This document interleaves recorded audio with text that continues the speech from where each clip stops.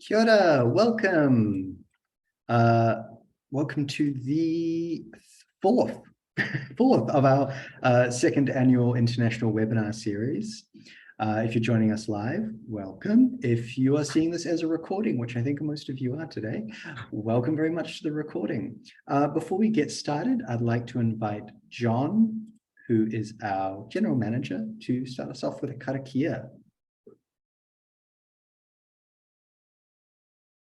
Kia ora tātou, ngā mihi nui o te wā I tēnei wā.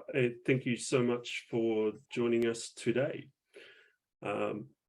Very quickly, I'm the General Manager of Touch Compass. I'm a pale-skinned presenting Māori, descendant of Ngāti Porou ki Hauriki, te whakatauhia.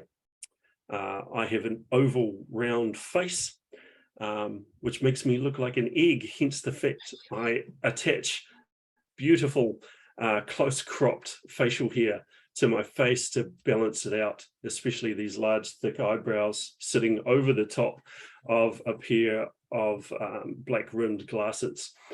Kia ora tātou and welcome.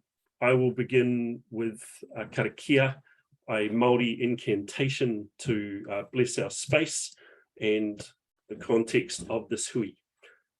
Unihia te pō whiri marama, tomo kia ta ao whatu tangata, tātai ki runga, tātai ki raro, tātai ahorau, humie, huie, tai ki e. A quick translation for you: from confusion and darkness comes the light of understanding. From our understanding of our world comes unity as people. We are interwoven with what is above, with what is below, with what ties us together. We are interconnected, allied, together as one. Kia ora tātou, enjoy the kōrero.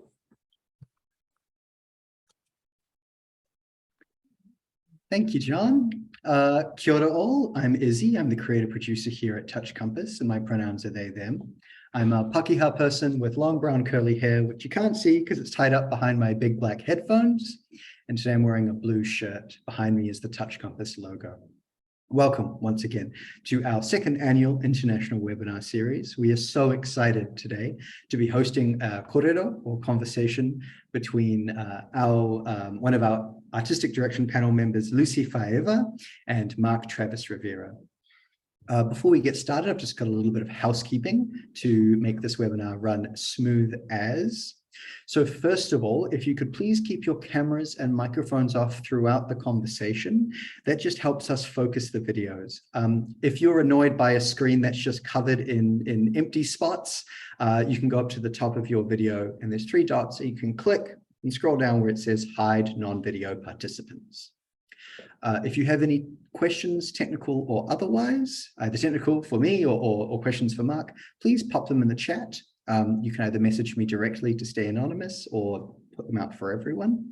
If you were joining us over Facebook Live today, please do the same thing. Pop stuff in the chat. Zan will be monitoring that. So if there are any questions or concerns that pop up throughout this webinar, don't hesitate to reach out either to me on Zoom or to Zan on Facebook Live. In terms of access, today we have 2 NZSL interpreters joining us. Thank you very much. They're from Platform Interpreting New Zealand. They'll be popping in and out, changing it up, but they'll always be highlighted as the conversation goes ahead. As we mentioned, I think most people joining us today, since it's 1 o'clock on a Friday afternoon here in New Zealand, I think a lot of people are going to be watching this in their own time and space. Of course, here at Touch Compass, we honor and respect time and space in every way. So that meant what worked well for us might not work well for others. So so if you're watching this, welcome. And if you want to make any comments once it's gone, send us a message over Facebook or over email. And thanks for watching. So of course, if there's anything else that you need to make this watching experience more accessible, more enjoyable, please let us know. And once we post the recording, it will also be fully captioned. I think that's everything. So without any further ado, I am so pleased to introduce Lucy. Lucy Faeva, would you like to start us off? Talofa lava, kōrero koutou. Greetings to you all. I am Lucy Faber. I use she and her pro. I'm a Samoan and European performer and an independent collaborator with cerebral palsy. I have different verbal abilities to assist me in speaking through the communication app on my iPad. I've got my hair down and I'm wearing a brown and black top. I'm sitting here in my power chair in my lounge. I've been working and performing in Aotearoa, New Zealand and over in Australia with Touch Compass for almost 26 years, but I've been involved with the arts industry since I was in my teens. And also I'm on the artistic direction panel with Suzanne Cowan and Rodney Bell over a year now. So I welcome Mark. Alofa.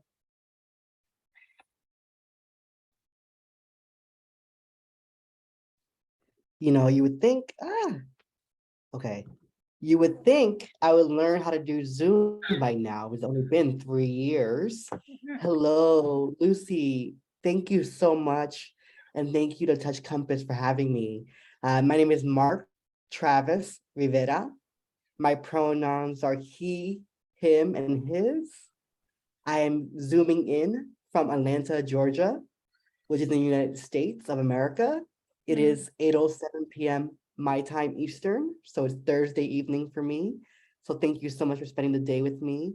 I am wearing a black dress with a chunky gold necklace, a chunky black frame glasses, a yellow big brim hat, and a turquoise ring with some gold plated base. And my nails are glittery and pink and beautiful. And I'm wearing makeup.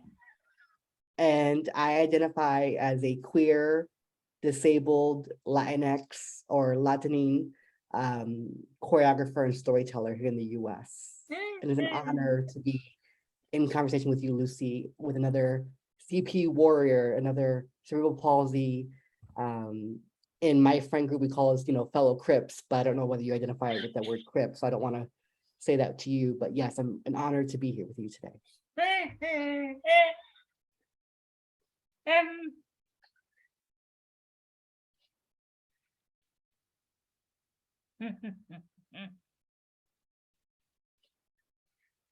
Today's guest is the wonderful Mark Travis Rivera, a disabled choreographer, dancer, and arts leader, and an award-winning professional storyteller.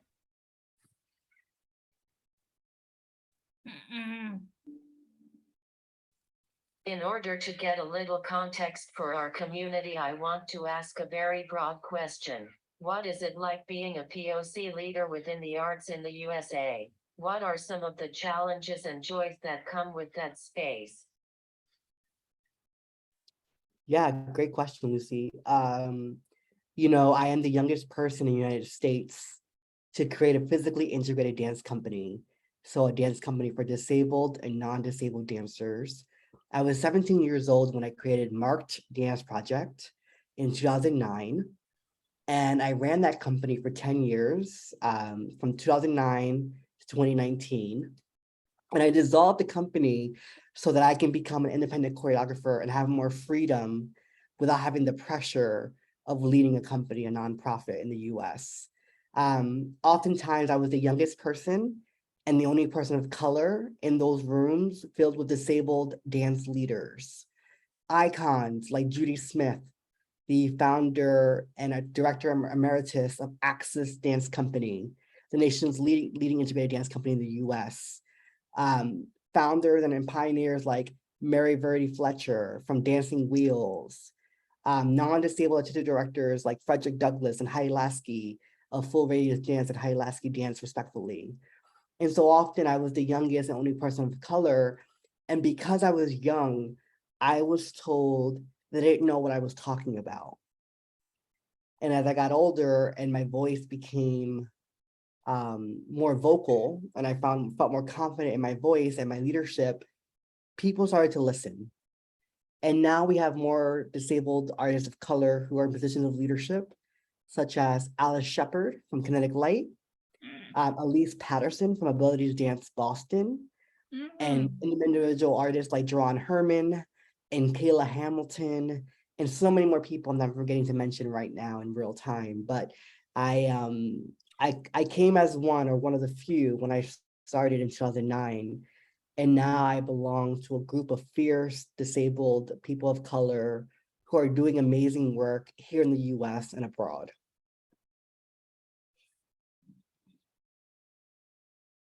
Q, how did you get started in disability arts and in dance in particular? Yes, so I went to a performing arts high school in New Jersey, and I went there for creative writing. So when I say I'm a storyteller, it's because from the moment I could write, I was writing stories and poetry and songs. And I can't sing, but I used to love writing song lyrics. I don't know where that came from, but it turned into poetry when I realized I couldn't sing. And I went to performing arts high school for creative writing. And I saw the dancers on stage one day after school rehearsing. And my brother had just been murdered my freshman year of high school. And I was dealing with a lot of grief, and watching the dancers rehearse after school brought me joy at a time when I was so sad and grief stricken. And so I decided I wanted to be on stage. I wanted to be like the dancers. And my dance teacher and mentor, Erin Pride, was an alumnus of the program. And she was the second director to be the dance director of our program. And she allowed me to audition to be a dance minor. And she took me under her wing. She's the reason I started Mark Dance Project. She's the reason why I became a choreographer. And she is the reason why I have the career I have today as an artist, because she didn't allow my disability and her lack of knowing how to deal with a disabled person stop her from teaching me. I don't know what the teachers get paid in New Zealand, but teachers don't get paid well in the US. And they, to me, are some of the most vital and critical people in children's lives, because they see us at our best moments, at our worst moments, for 8 hours in a day. And it's a privilege to have amazing educators in my life who made my career possible. So while today I am the guest of honor or being the featured speaker, I stand on the shoulders of educators and artists, disabled, non-disabled, people of color, queer, poor, first gen, people who just really lifted me up. And one of those people actually is in the room today, my colleague and partner in communication, Lindsay Morton. Thank you for being here, Lindsay. I stand on her shoulders too. She's an amazing friend and colleague, and she keeps me going when I give up. So.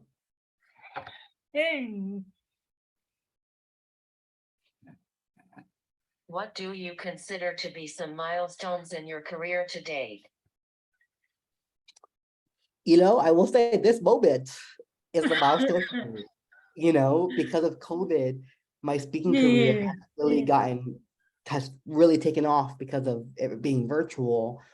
So I've spoken the UK, Canada, Mexico, the Philippines, Tel Aviv, China, Japan, Latin America, Colombia, I mean, all over the US. But New Zealand might be the furthest out I've gone virtually. And to be able to speak with Touch Compass and be part of this community event is definitely a milestone for me. I think doing my TEDx talk was a milestone for me. Yeah, so I did a TEDx talk, and I think speaking at Harvard in 2013 was a milestone. Speaking at Harvard was a milestone. Having my dance company perform at NYU in New York City was a milestone for me. Meeting Oprah Winfrey and Brene Brown was a milestone for me. Yeah, so I've had some amazing moments. And you know, where I come from as a person of color, as the first one in my family to graduate high school and college, and the first one to be a creative entrepreneur, I don't take it for granted that I get to live this life. So I'm gonna just pause for a second so there's gonna be an interpreter swap.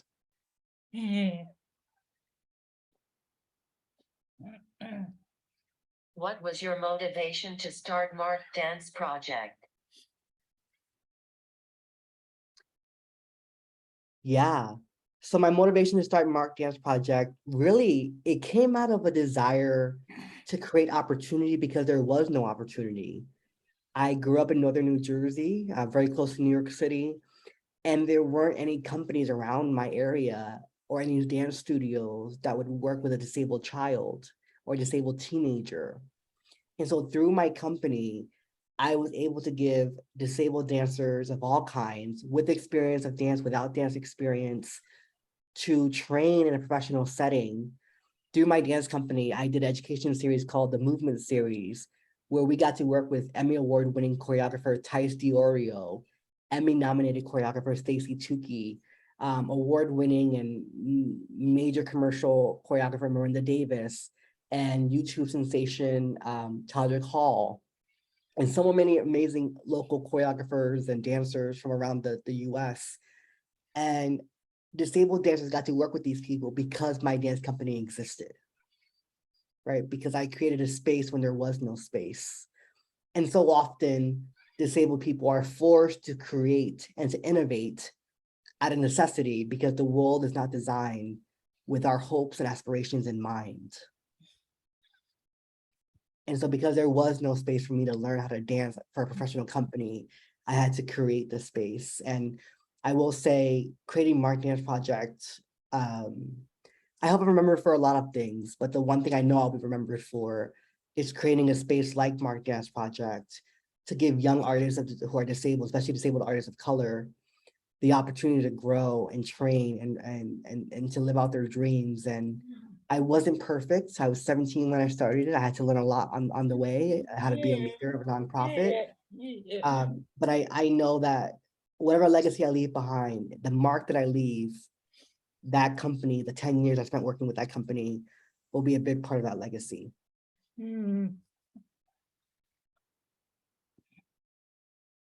What has been your own process of creative discovery and unearthing your own creative point of view? Oh, that's such a good question. Don't judge me, okay, Lucy, but in the US, I was learning how to dance when So You Think You Can Dance, the show was getting really popular. And I know there's one in Australia, there was one in Canada and one in the UK. I'm not sure whether New Zealand had their own version. But I was obsessed with Mia Michaels, and I was really drawn to Mia Michaels, the Emmy Award-winning choreographer, because she had a non-traditional dance body, right? She was a woman who was plus size, a woman who had never danced professionally in her life because of her body type, but she went on to be this amazing choreographer. And so I never thought I would be a professional dancer. I thought I would just be a choreographer because I'm not a good enough dancer. And because there was so limited opportunity for me to train and learn and educate myself as a dancer, I really focused on choreography. And Mia Michaels and my dance mentor, Erin Pride, were instrumental in my initial voice as a choreographer. And I remember Jennifer Florentino, my best friend, who actually introduced me to Izzy, which is how this opportunity came about. She was one of the founding company dancers in my company. And she actually was the first person I told about this idea in 2009. I remember we were at an event for Erin, our dance teacher. And I said to Jennifer, I said, Jennifer, what if I create a dance company for disabled and non-disabled dancers? What if I did that? And at the time, you know, being 17 and being typical American self-centered in my teenage years, I didn't know about Access Dance Company at the time, or Full Radius, or Dancing Wheels, or Canduco, or Touch Compass, right? And so I learned about all these things in the years to come, but she was one of my first founding company dancers. And I remember one of the duets I set on her and a friend dancer, Carlos, called Shattered Pieces. And it was, at the time, I thought, groundbreaking for me as a choreographer because I was so new to choreography. But that was the first time that people came up to me after the performance and cried because they saw that work. That's when I knew that I had a talent for choreography. I may not be the best dancer, but I could definitely choreograph.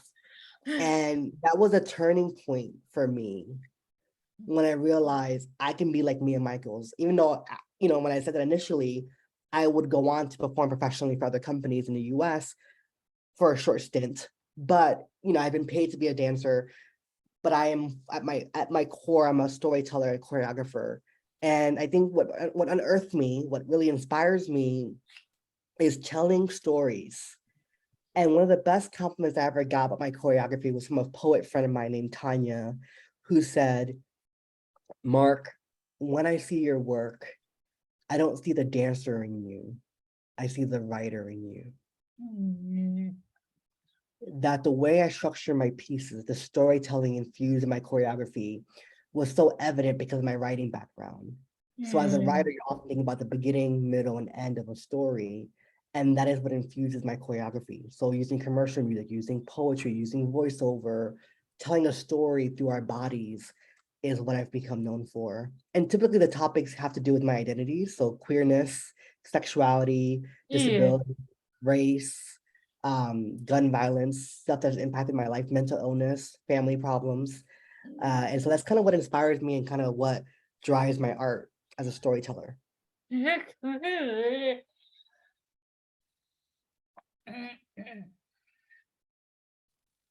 We often talk here in Aotearoa about the lack of training opportunities for marginalized people. What was attending university and other training institutions like as an intersectional minority, the good and the bad? Yeah, and so I will say my foundational training in dance only happened in high school for that 2-year period. So I didn't get to go to a university level for college for dance. That wasn't something that I could do as a disabled dancer back then.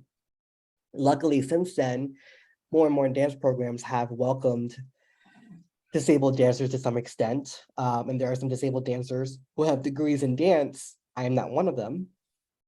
But what I will say is that I've been so fortunate to work with some amazing artists who have cultivated my curiosity, my interest in growing as a choreographer. And the best part about being a choreographer is that I don't have to worry about my body. I don't have to worry about how achy I am or how much weight my how my weight weights, or how my cerebral palsy is making my joints really stiff today, or I'm spastic.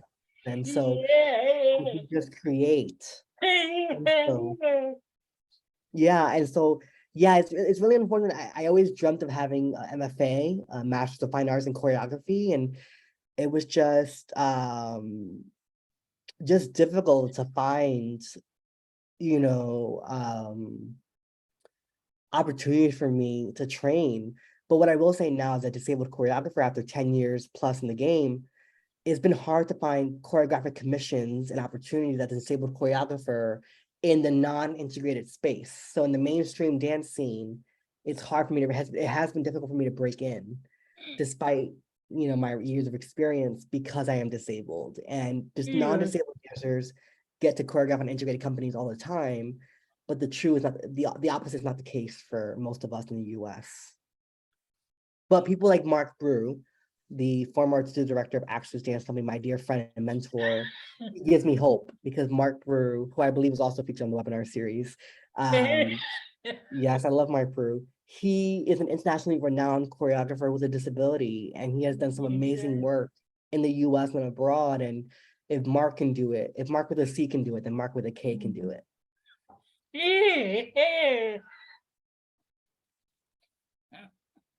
What do you think our training institutions can do better to accommodate disabled artists and students, particularly those with intersectional identities? Yeah, it's really hard, right? Because every disabled person is different and unique in their own way. I think it starts with our parents, actually. Before we talk about schools and institutions of training, our parents need to foster the belief that we can move our bodies. That disabled children have, I'm getting emotional, I'm so sorry. We need our parents and our families to foster movement and creativity, to let us know that our dreams are possible. Oh crap, I did not expect this. So often our dreams are deferred because people look at our disability, our physical and cognitive differences, and they deny us of our full humanity. And they deny us of our dreams and our aspirations and our desires. And we need our family and our friends and our community members to see us, to hear us, to let us move, to let us dance, to encourage us to follow our dreams, whatever that may be. And I think it starts there because until we don't start to shift our community's mindset, they won't find the need or reason to create the training spaces or the studios to be inclusive. Oh, geez. Damn, Lucy. Yeah, it starts there. Oh, crap. Okay. Sorry. Ah!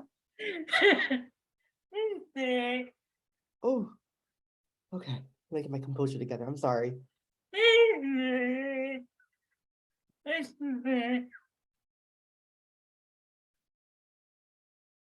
Who have you been influenced by in your journey? Who is influencing you at the moment? Oh my gosh. Okay, musically, I'm really inspired right now by Jessie Reyes, who's a Canadian Latinx singer, songwriter, rapper, badass. Her new album, Yessie, is amazing. So if you have not, this is not an ad, not a sponsored ad. If you haven't heard her new album, go ahead and listen to it. She's amazing. She's a amazing artist, and her music is really inspiring me to move my body, which is always great because I love finding new music to dance to. Choreographically, I will say poetry and the written word has always been a really strong influence for my work. I've used it often. And yeah, I just feel really thankful for that. And what else is inspiring me right now? TV shows. I love dramas. I love scripted television. Like This Is Us. If I can do a whole dance piece about that show using moments from that show as the monologues, I would, because it is just a fantastic show. If you haven't watched it, I totally recommend. And I'm always inspired by love. My friends joke around that I am the Adele and Taylor Swift of my friend group. So love is always a major influence in my life. So I'm so sorry. I feel like I'm discombobulated right now from crying. Oh, sorry. Ah. You have had a lot of experience at the governance level of leadership, not only with your work at Access as board member and community engagement manager, but also within your university experience, and with the California Dance Education Association. In our experience and from the small country that we are, people with disabilities are often excluded from governance level positions even within the group that are designed to platform them. What insights or benefits have these experiences given to your own ideas of leadership within smaller, independent organizations? And what have you found lacking in these positions? Lucy, and apologies because I've never thought about this before your question came to me last night. I didn't realize that disabled people around the world are often left out of leadership positions. And that could be my US ignorance talking. Because I've never questioned whether I was a leader. Right. I have been leading since I was 17. Right. And so I've never had to question whether I was a leader. I questioned whether I belonged. I questioned whether I could do the work, whether I was worthy of the opportunity, but I never questioned whether I was a leader. And that could be some male privilege on my end, some machismo culture from my Latinx identity. But when you ask me that question, it is uncommon, I think, in the US even, to have disabled people on board of directors, leading organizations that are even meant for us, right? And so the US rhetoric is nothing about us without us. So, it is definitely a humbling experience to remind myself that my experience is not the norm. So I appreciate you asking that question. And I'm going to give it a second for the interpreter to switch over.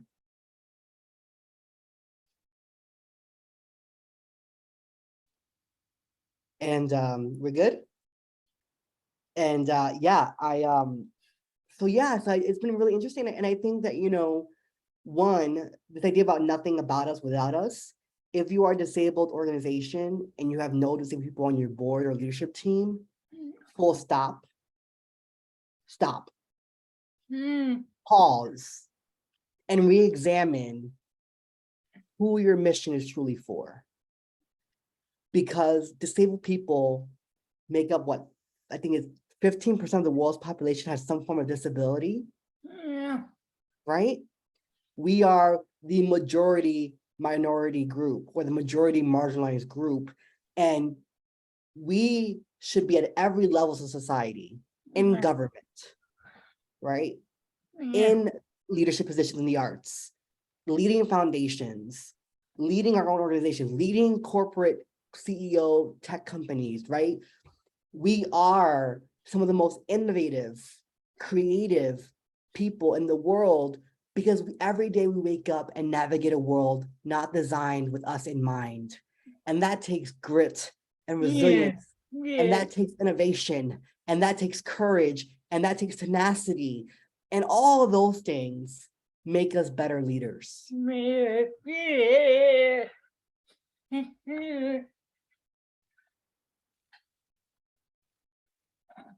A huge element of working with BIPOC creators here in New Zealand is this idea of cultural integration, ensuring we honor the cultural manner and practices of the individuals beyond the color of their skin. The kirakia we opened this webinar with, for example, is a Maori cultural practice that has now been embedded into daily life. Are there any examples of this that you see in the States, and how would you like to see this idea of cultural respect be taken further? Yeah, so is it possible to repeat the question, Lucy? Yeah, I just want to make sure I Huge captured element it all. of working with BIPOC creators here in New Zealand is this idea of cultural integration, ensuring we honor the cultural manner and practices of the individuals beyond the color of their skin. The kirakia we opened this webinar with, for example, is a Maori cultural practice that has now been embedded into daily life. Are there any examples of this that you see in the States, and how would you like to see this idea of cultural respect be taken further? Great. Yeah, I mean, from the US context, you know, Black culture is often appropriated, duplicated, capitalized off of, but never truly respected for those who created it. And so, for example, TikTok, right? We have all these white TikTok influencers copying Black dances, Black creators, dances, and cultural work, but not being compensated or credited properly for their work. And I find that, you know, in the US, obviously, especially in the wake of George Floyd's murder, unfortunately, we have been dealing with, I think, and political tensions.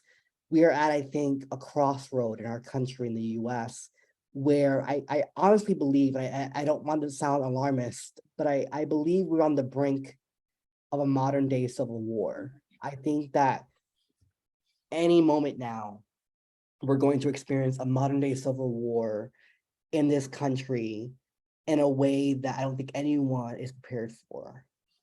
And it is palpable. You feel it in the air.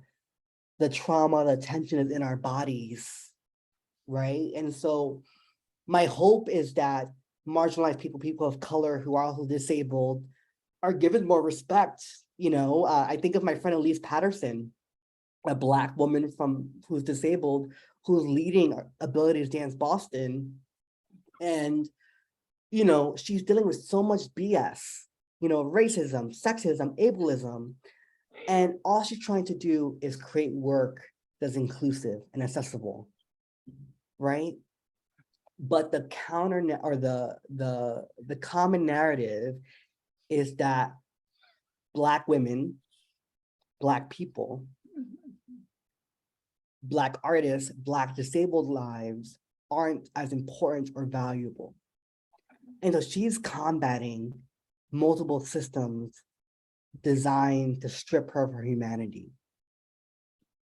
And still she rises. And it's people like Elise Patterson, people like Alice Shepard, Kayla Hamilton, Jerron Herman, right? These are all Black, disabled, multicultural artists I'm talking about right now. And so many others I know who inspire me to keep going, who remind me that there is truly nothing about us that can thrive in the society without us, right? It was Black and brown disabled people who really pushed the disability justice movement to be intersectional, right? Because what happens is white disabled people are so focused on the disability that they negate their white privilege. They negate their heteronormative privilege. They negate their class privilege, right? And it's often on the backs of Black and brown disabled people that the disability justice movement falls on. And so we have an obligation. We must be intersectional in our approach towards equity, towards liberty, towards freedom, because when one of us is free, all of us can be free, right? The idea that I am just free, right? If me as a brown, disabled, queer, gender non-conforming person is free, the other Black and brown and queer and disabled people and gender non-conforming people around me aren't free, then I'm not truly free. I am not the only one. I am one of many. And so my liberation, my freedom, my success depends on the freedom and successes and opportunities of those around me. All of me, not just parts of my identity, not just my disabled identity, but my brown identity, my queer identity, my gender non-conforming identity. I am all of those things in totality, and there is no separating or fragmenting who I am.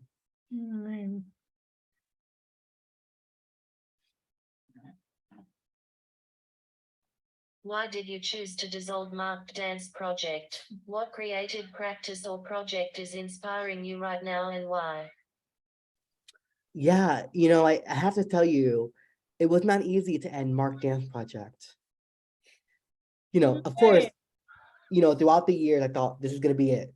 After 3 years, I'm done. At the 5-year mark, I thought it was done. At the 7-year mark, I thought for sure I was done. But Oprah, who's my Jesus, I love Oprah Winfrey. You all may know that by now. She said something once about when she decided to walk away from her talk show. She knew 20 years wasn't the right number, but she also knew she couldn't leave on an odd number. So she waited till 25 years. And I thought to myself, do I have it in me to run Mark Dance Project for another 5 to 10 years? And the answer was no. It was so much of my energy, so much of my time, resources, that I was, I rarely ever paid myself. In the 10 years that I did Mark Dance Project, I didn't make any money from it myself. I was pouring my own money into it. So, and we'll talk about finances and nonprofit in the US another time, but it is, I realized that it was just so much responsibility, and there was always this pressure to produce a show. But producing a show is expensive, and there was never enough resources. And so I decided that I wanted to be an independent choreographer after 10 years running my dance company, because I think that because I have what they call passing privilege, I'm not visibly disabled anymore. I can blend and become a chameleon into these two different worlds I belong to and try to build a bridge. And so while building that bridge has been difficult because of COVID and life, I'm trying to become this bridge between the disabled and the non-disabled dance worlds, so we can have more cohesion, more collaboration, more connection.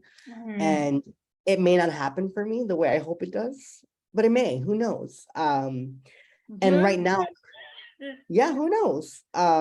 Creatively, I have so many ideas. And as you know, I'm a writer, I'm a podcaster.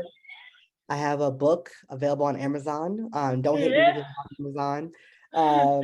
And so, it's I use so many different storytelling things. And I think in the year ahead, I'm really looking forward to writing my memoir and trying to get a book agent.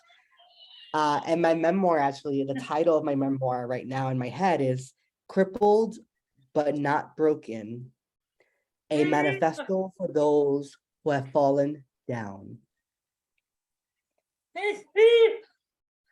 Yeah, and that's gonna be based on my disability. So it's gonna be talking about my life as a brown, disabled, poor, gender non-conforming queer kid, and how I found my way, how falling over my own 2 feet gave me the grit and tenacity and resilience I needed. It taught me how to get back up every time I fell down.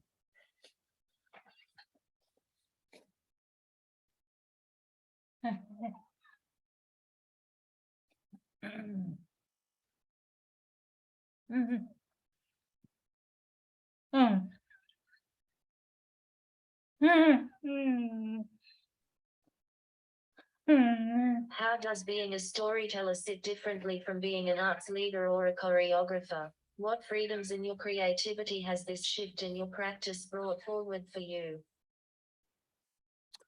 Yeah, you know, to me, storyteller is the core of all that I do. So as a choreographer, I'm a storyteller. As a writer, I'm a storyteller. As a podcaster speaker, I'm a storyteller. And the reason why I call myself a professional storyteller is because the common thread in all that I do, whether it's choreography, podcasting, written word, public speaking, is I tell stories so that others can see themselves reflected. Because growing up, I didn't see myself reflected in media, in books, in dance shows, in dance pieces. And so I created those representations for myself because I hope that other brown, disabled, queer, gender nonconforming kids don't have to say the same thing in 10, 20 years. That when they Google Latinx, disabled, queer, artist, my name and my book and my choreography pops up, right? That no other child like me that exists at the intersections I exist in has to ever feel alone or isolated or othered because there's someone else out there like them. That they can see themselves reflected in the pages in which I write, in the choreography in which I choreograph, right? That they see themselves in the movement, in the stories represented, and that they feel less alone, that they have hope, and that with that hope, they can pursue their dreams and fulfill their calling and honor the calling of their life.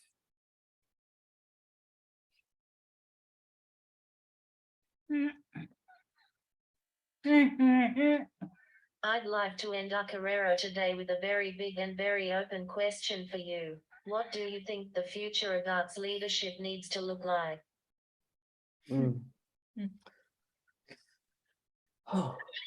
future of arts leadership around the world needs to always reflect the people, right? That the leaders who are leading these organizations or leading these initiatives or leading our governments need to be reflective of the world that the world is becoming, not of what the world was. And that in order to build a bigger and brighter and better future, we have to let go how things were, evolve to what it can become. That when the most marginalized of us are reflected in leadership, we all benefit from it. When the most marginalized of us are heard and seen, we all benefit from it. That the invisible becomes visible. That those who take up a lot of space in leadership now take a step back and make space for new voices, new ideas. And there will come a time when I will be an elder. I pray that I make it to be an elder. And there will be a time when I will have to sit back and learn from the next generation. And I want that next generation to be pushed, to be even more bold, to be even more daring, to be even more creative, more innovative. And that will require me to take a step back.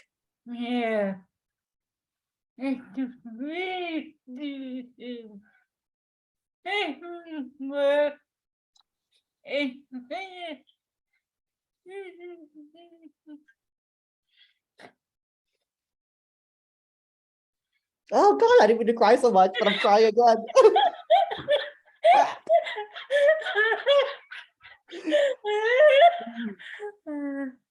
Lucy, you got me today. You got me crying.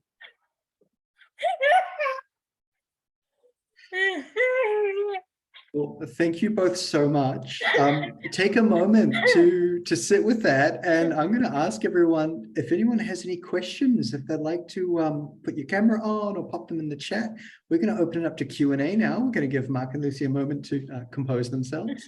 But again, thank you for such beautiful, beautiful conversation and sharing. Really, really impactful.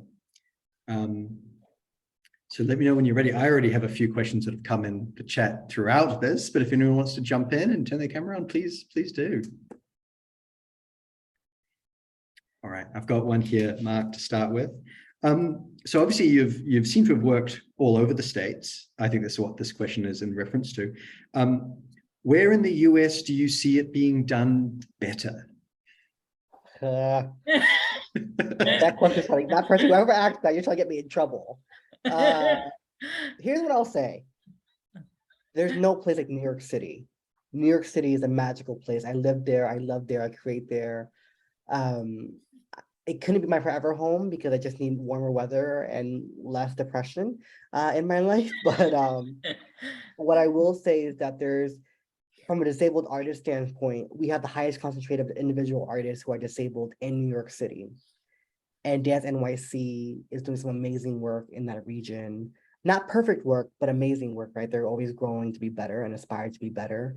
But I will say that New York City, I think, is where it's popping when it comes to disability arts, not just in dance, but across disciplines. And, when there's a lot more individual artists being able to showcase their work, it's more powerful than just a big conglomerate like a major dance company or a major art institution. So I really love that. But the Bay Area has a special place in my heart. Atlanta's really cool. So I'm just gonna say that I don't know who does it best, but I know that New York is a magical place and they have the highest number of disabled artists in the country. So that's my answer, and I'm sticking with it. Perfect, perfectly political balance. No one's going to get upset. Hey, Tom American. The next question we have for you is, obviously you mentioned that you weren't able to get into tertiary training for dance. What are some of the universities in the States that actually have accessible dance programs, and what do they look like? Yeah, there's not many that I know of. There are many programs right now who are trying to be more inclusive. I've done some work with AMDA, which is the American Musical Dramatic Arts Academy Conservatory. They have a campus in LA and New York City. I've done some consulting work with them. They're trying to do some more inclusion work and equity work with their dance program. I have a dear friend of mine, Vanessa, who is a fierce Latina disabled artist in LA. She earned her BA in dance. I'm forgetting, I think it was Cal State Long Beach. And she's one of the first disabled artists to get a dance degree in that university. And I know that she went through her own struggles throughout that program and her own challenges. I know that my dear friend and rehearsal director of my dance company, who's now an Axis Dance Company dancer, Louisa Mann, a dancer with a limb difference, she has her BFA in ballet from undergrad. And she's one of the other disabled dancers I know that has a dance degree. And Michelle Mantioni, one of my former dancers and dear friends and fellow Crip, it also has a dance education degree, a dance degree from CUNY, the Senior University of New York. She's also one of the few disabled artists I know that has a dance degree or dance-related degree in the US. But overall, we're not the leaders in inclusive higher ed university settings for dance. Many people are talking about it. We're trying to pave the way, but it's not where it needs to be, and it probably won't be anytime soon. Mm-hmm. It's very telling, I think, that you can pretty much name the dancers with disabilities who have a degree on one hand, or two hands rather. Here's another question for you. What would you like to see in the dance/arts industry to make it more accessible? Don't think of inclusion just about race and gender. Often when people talk about being inclusive and equitable, they never talk about disability. And so what ends up happening is when someone brings up accessibility or inclusion in that regard, we're always an afterthought. But everyone knows someone directly or knows someone who knows someone or has been impacted by disability in their life in some way. We all have the potential of becoming disabled, whether through aging or through accident or illness. And we can no longer afford for us to be an afterthought, right? Inclusion of all people needs to include people of all disabilities and abilities, people of all backgrounds. And from a leadership financial perspective, add a budget line for accessibility services in your budgets. Make your shows more accessible. Just because COVID is starting to become a new normal doesn't mean we go back to only in-person events. We need to make sure we have hybrid or virtual options. We need to make sure that the lessons and the silver linings that we earned through COVID was that so many more disabled people got to live their life fully because of this new virtual format we're existing in. And we cannot afford to roll backwards on that progress. Disabled people deserve to have a full, enriching, artistic, entertaining, joyous life. And that includes seeing dance shows and art shows. And that includes being asked to perform. And that includes being told to be on Zoom panels and webinars, right? And so I want us all to think of disability not as an afterthought, but a cornerstone for inclusion. Yeah. Because a universal design benefits all of us. No, that's really comforting to hear, Mark. Lucy and I have been on quite the journey. We're just starting a new project that Lucy is leading, and the discussions around how do we start with access? What's the access things we need before we even, it's a devised work. We don't even know what the show is yet, to be honest. But we're going, well, we know we're going to need access. We know we're going to need diversity. What does that look like before we even have that script, before we even have a cast? And so that's, yeah, been quite the interesting challenge for us as a company. And so, yeah, we'd really like to see more companies and more individual creators taking up that challenge. And you've just so eloquently phrased it. Thank you. And I before we go to the next question, I need to interject for a second, because I meant to say this in the beginning, but I'm not sure whether I said it in the beginning or not. I'm still emotional right now. I'm forgetting my memory right now, but I want to thank you, Izzy, for introducing me to Touch Compass formally and inviting me to be part of this webinar. It's, you know, I never take it for granted when people give me opportunity. And I know that when my voice is amplified, it means someone else's voices wasn't amplified. And so I don't take that for granted. And I just want to express gratitude for you. And of course, my bestie, Jennifer, for making this introduction, and for you being so kind with the time difference and making it work. So thank you so much. You are absolutely welcome. On behalf of myself, our artistic direction panel, and all of our leadership, we're so honored to have you here. We're so glad you can make it. There's quite a few more questions, but I am aware that we're running on time. Let's so take as many as we can. Let's go. Let's pick lightning this round. one. Lightning round. This one's actually from New Zealand, so I'll go with this one. So Touch Compass a year ago looked at its own leadership and structure, and we had one person with a lived experience of disability in the whole organization. Flash forward a year, and now we've got lived experience at our board level, management level, staff level, and contractor level. Have you seen any kind of shifts of similar, sorry, let me check this question. Where have you seen or have seen anything similar to this in the arts in the States? And have you seen any of these companies doing that shift? You've been talking about disability consciousness is much more prevalent these days. Have you seen any companies doing shifts like this? Yeah, I mean, I'm on the board of directors for Access Dance Company, so I'm a little biased. But I know that I'm a disabled board member. I'm the only disabled board member right now on the board. I've been staff on the board. I've been an apprentice dancer with Access in the past. So I have been a part of every three, with the exception of the leadership team. I have been a part of the board, staff, and dancer teams. And we are really working really hard as a board and organization to keep pushing equity forward and to continue to be the pioneering dance company in the US for disabled and non-disabled dancers, and to really practice radical inclusion. And I'm really proud of Access, and I think they are trying to model the way forward. We have our first non-wheelchair user artistic director in Nadia Dame, who is a former Access dancer in the early history of the company. And she's the third artistic director in our history and the first non-wheelchair user in our history. And so when we talk about representation matters, that's important, right? That disability isn't just dancers who use wheelchairs. That disability are dancers who use mobility devices, who are blind or low vision, who are deaf, dancers who don't appear to be disabled but still have a disability, and that they belong in positions of leadership as well.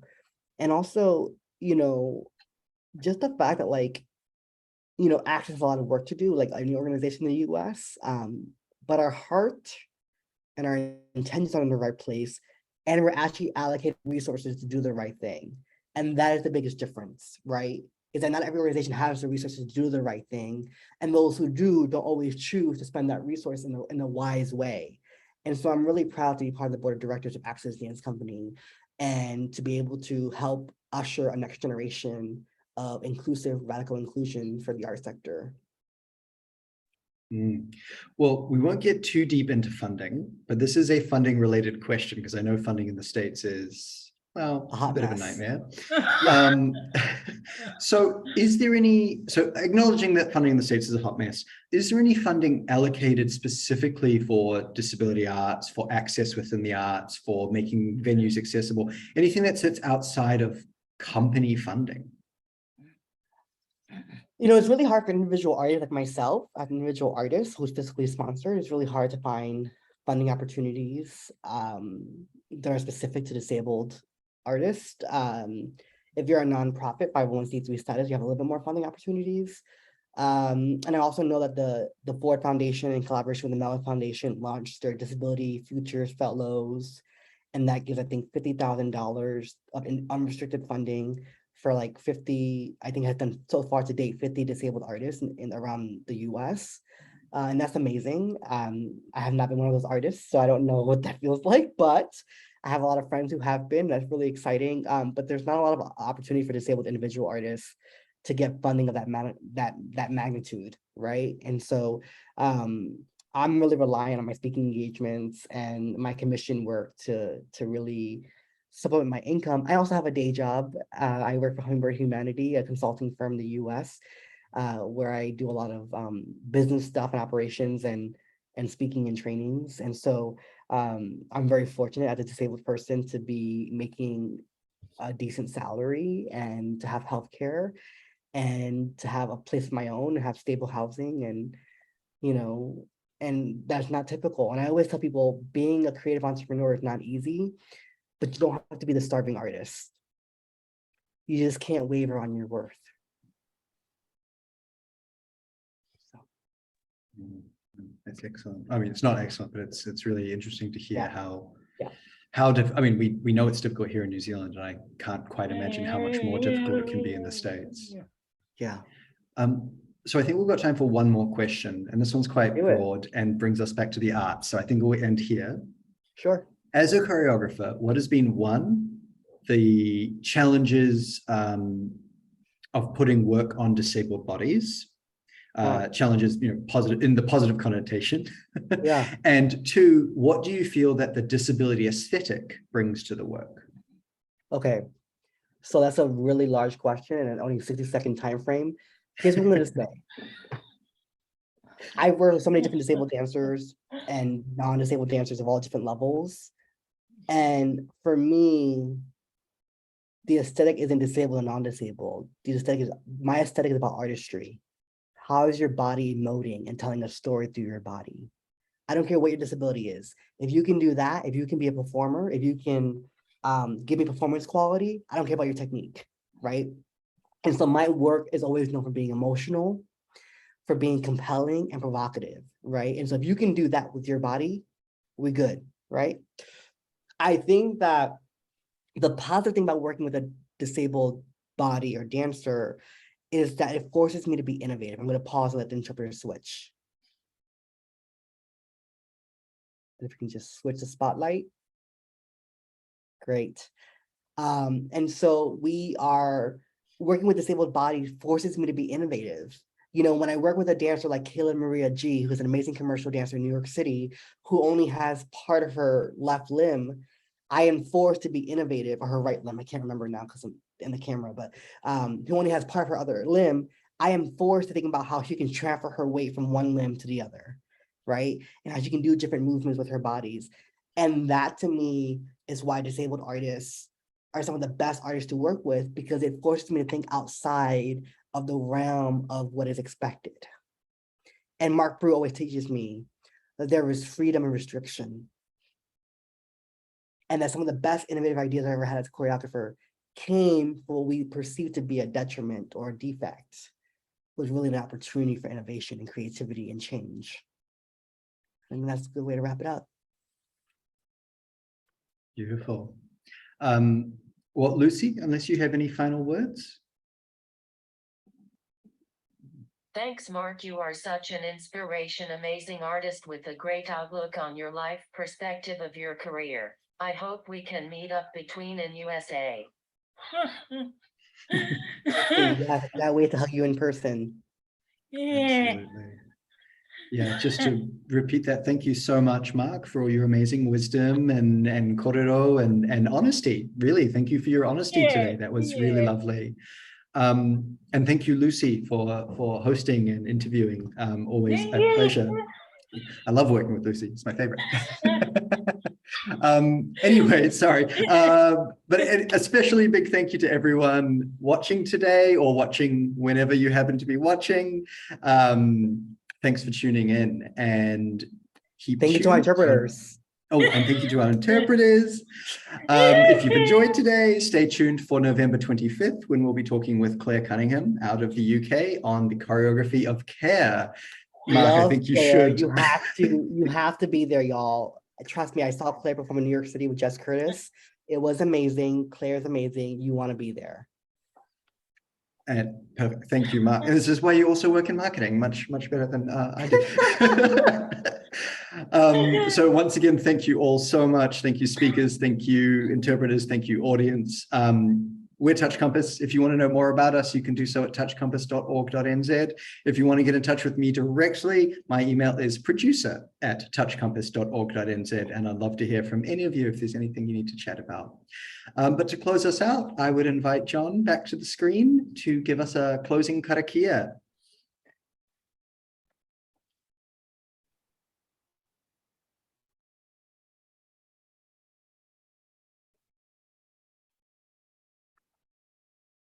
Sorry, John, you are muted still.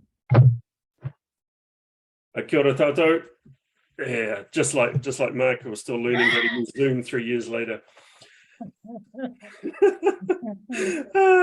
Awesome. Hey, it wouldn't be a Zoom without your mic's not on.